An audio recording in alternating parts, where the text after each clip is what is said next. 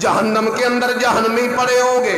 اللہ کے نبی جی سفارشیں اور شفاعتیں کر کر کے گناہگار امتیوں کو جہنم سے نکال کے لے جائیں گے.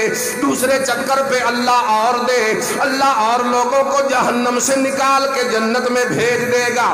بار بار جو چکر لگیں گے ساری امت بخشوا کے جنت کے اندر پہنچا کے جب جس وقت آخری چکر میرا محمد الرسول اللہ صلی اللہ علیہ وسلم لگائے گا اور اللہ سے فرمائے گا اللہ جی کوئی اور رہ تو نہیں گیا.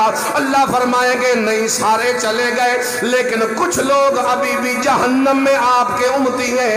اللہ انہیں بھی واپس بھیج میرے ساتھ, میں شفاعت کرنا چاہتا ہوں. اور اللہ فرمائے گا ما بقی فی جہنم الا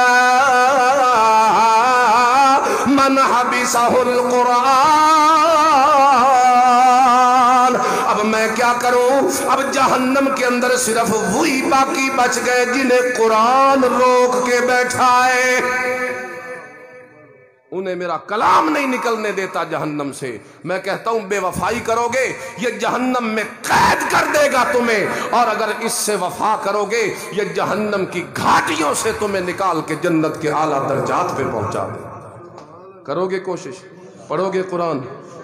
ہم نے سمجھا صرف تلاوت کی کتاب ہے, تلاوت کے ساتھ نیکیاں تو مل سکتی ہیں, ہدایت نہیں مل سکتی. ہدایت ملے گی معنی سے, ترجمے سے, تفسیر سے, درس سے. کوشش کرو ہم انشاءاللہ قرآن سمجھیں گے, ترجمے کے ساتھ پڑھیں گے. آج سے ہی شروع کر دو, قرآن خریدو جو میں نے آپ کو بتایا شاہ عبد القادر کا, وہ دیوبندی بریلوی کے چکر سے پاک ہے, وہ لو اور پڑھو, دیکھو پھر کہاں تمہیں رب پہنچاتا ہے. وآخر دعوانا الحمدللہ.